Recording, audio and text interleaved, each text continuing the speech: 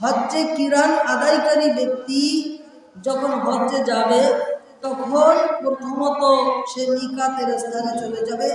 মিকাতের স্থান থেকে তাকে হজ্জের কাপড় এবং মিকাতের নিয়মাবলী মেনে চলতে হবে এবং তাকে ওখান থেকে নিয়ত করতে হবে লাব্বাইক আল্লাহুম্মা হাজ্জা ওয়া উমরাতান, হজ এবং উমরার জন্য সেই ব্যক্তি নিয়ত করবে। এরপরে ওই ব্যক্তি তালবিয়া পাঠ করতে করতে বাইতুল্লাহতে চলে আসবে। বাইতুল্লাহতে চলে আসার পরে তওয়াফ করবে। তওয়াফ করার শুরুতেই তাকে কি করতে হবে? হাজরে আসওয়াদের নিকট চলে যেতে হবে। হাজরে আসওয়াদ থেকে আবার ঘুরে রুকনে ইয়ামানি থেকে চলে যাবে। ইয়ামানির কাছে গিয়ে ওখানে বাইতুল্লাহর গায়ে হাত দিয়ে তারপরে দোয়া করবে। এরপরে রুকনে ইয়ামানি এবং আপনার হাজরে আসওয়াদের মাঝামাঝি স্থানে যখন আসবে তখন রব্বানা আতিনা ফিদ দুনিয়া হাসানাতাও ওয়া ফিল আখিরাতি হাসানাতাও ওয়া কিনা আযাবান নার। এরপরে যখন হাজরে আসওয়াদের নিকট আসবে বিসমিল্লাহি আল্লাহু আকবার বলবে। এইভাবে তওয়াফ শেষ করবে, 7 বার 7টি চক্কর দেবে।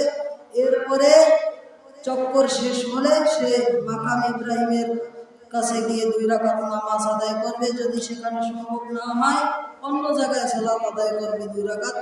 এরপর তাকে কি করতে হবে? সাফা মারওয়াতে সাই করতে হবে।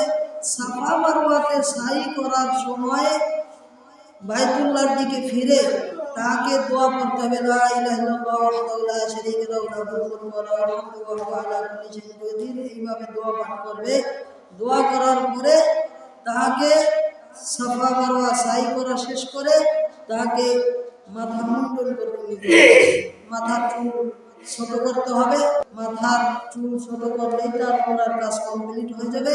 অতঃপর কিরান আদায়কারী ব্যক্তি তাকে মিনার দিকে চলে যেতে হবে। মিনার ময়দানে চলে যেতে হবে জোহরের নামাজের আগেই। মিনার ওখানে জোহর, আসর, মাগরিব, এশা, ফজরের নামাজ আদায় করে নিতে হবে। অতঃপর ফজরের নামাজ আদায় করলেই 9 জিলহজ শুরু হয়ে যাবে। 9 জিলহজে তাকে আরাফার ময়দানে চলে আসতে হবে। আরাফার ময়দানে এখানে জোহর এবং আসরের নামাজ একত্রে একই আজানে 2 ইকামতের নামাজ আদায় করতে হবে এবং এখানে অবস্থান করতে হবে, দোয়া কালাম পাঠ করতে হবে লা ইলাহা ইল্লাল্লাহু ওয়াহদাহু লা শারীকা লাহু লাহুল মুলকু ওয়া লাহুল হামদু ওয়া হুয়া আলা কুল্লি শাইইন কাদির। এরপরে তাকে সূর্যাস্ত পর্যন্ত অবস্থান করতে হবে। সূর্যাস্তের পরে তাকে মুজদালিফার দিকে চলে যেতে হবে। মুজদালিফাতে যাওয়ার পরে মাগরিব এবং এশার নামাজ একই আজানে 2 ইকামতে আদায় করে নিতে হবে। এরপরে রাত্রি ওখানে যাপন করতে হবে। সকালবেলা হয়ে গেলেই 10 জিলহজ চলে আসবে।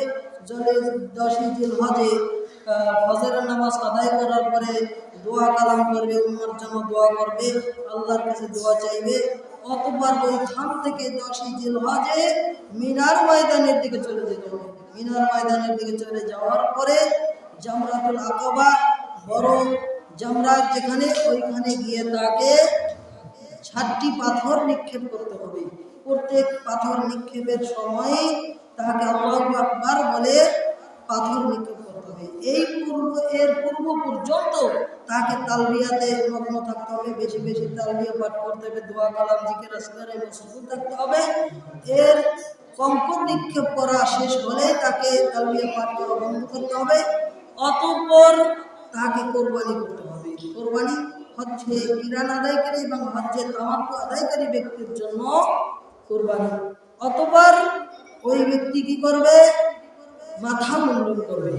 ইতিপূর্বে কিরান আদায়কারী ব্যক্তি যেহেতু উমরা করেছিলেন সেই জন্য সে মাথার চুল ছোট করবে, পুরোপুরি মাথা মুন্ডন করবে না।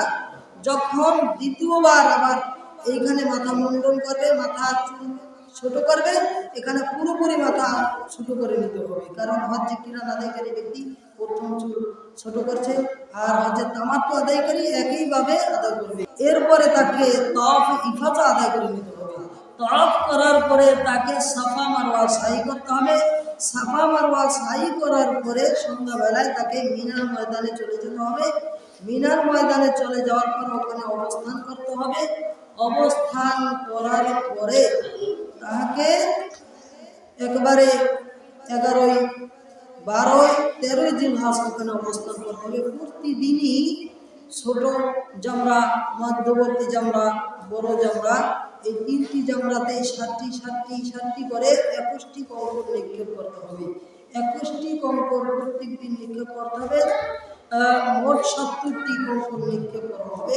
অতঃপর হজ থেকে বিদায় নেওয়ার পূর্বক্ষণে তাকে বিদায়ী হজ আদায় করে নিতে হবে।